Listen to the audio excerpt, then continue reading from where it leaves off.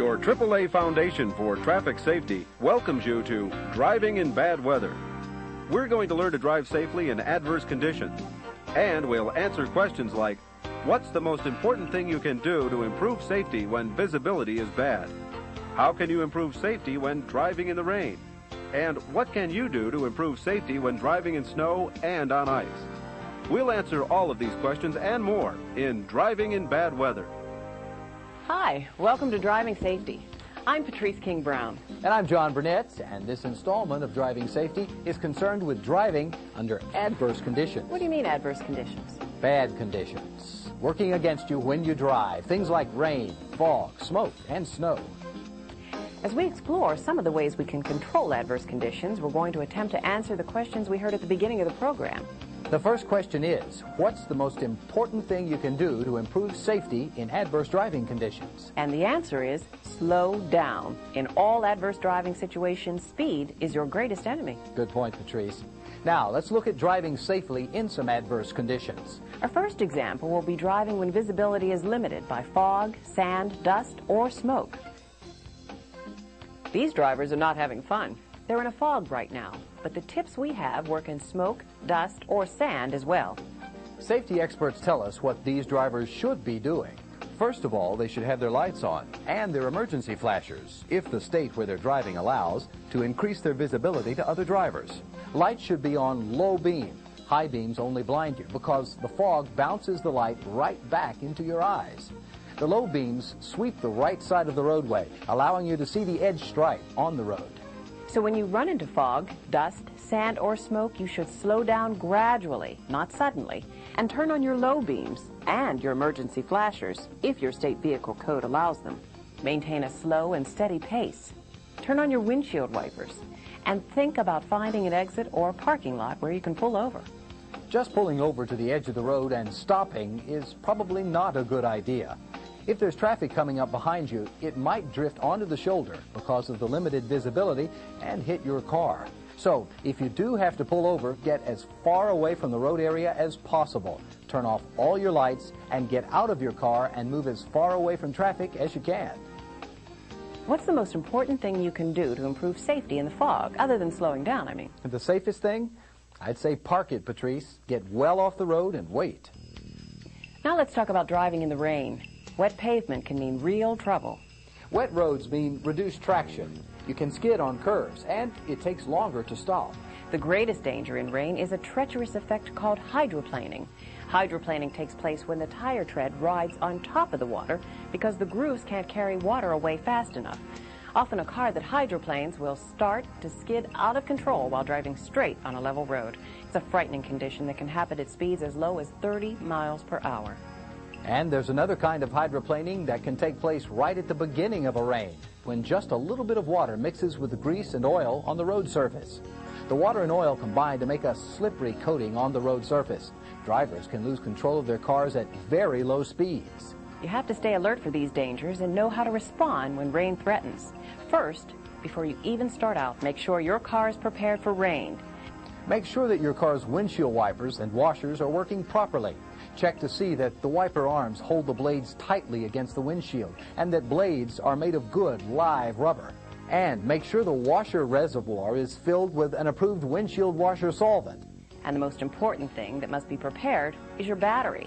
Without the battery, none of the systems that make your car safe in bad weather will work. What's the most important thing you can do to improve safety in the rain, in addition to slowing down? Well, that would have to be keeping properly inflated tires on your car, Patrice. That's right. Good tires give better traction and are less likely to hydroplane.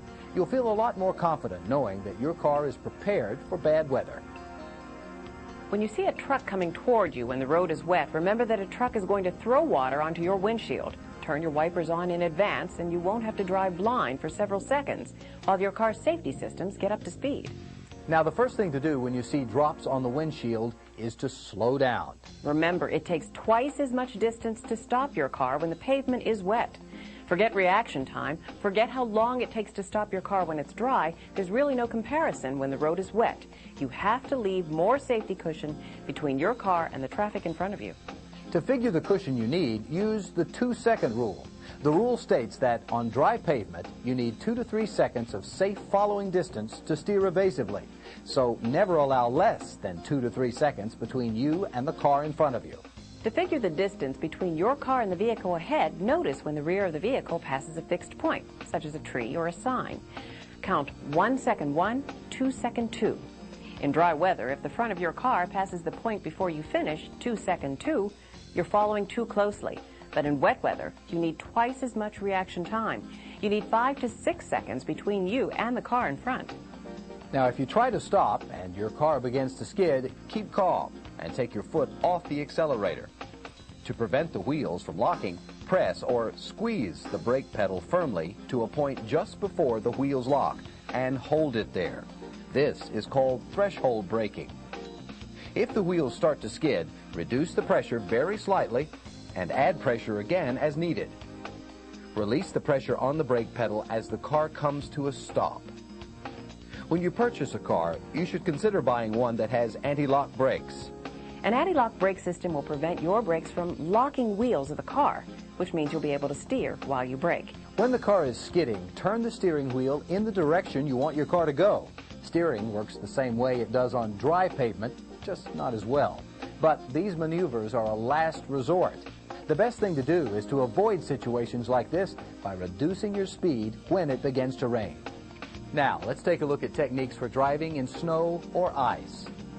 Even though snow and ice make roads extremely unsafe, there are some things that you can do to increase your chances. And here are some strategies safety experts have come to agree on.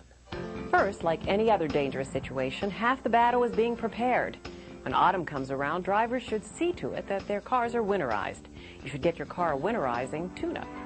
Replace hoses and belts. Check or replace antifreeze. Fill windshield washer reservoirs and replace wiper blades. And for traction, tires are obviously crucial in helping you get a grip on the road for winter driving. Appropriate tires are a must in climates where snow is a yearly affair. Most cars are fitted with radial tires these days, but remember, front-wheel drive and rear-drive models are both common. If you do install special tires for bad weather, be sure they go on the wheels that get the power.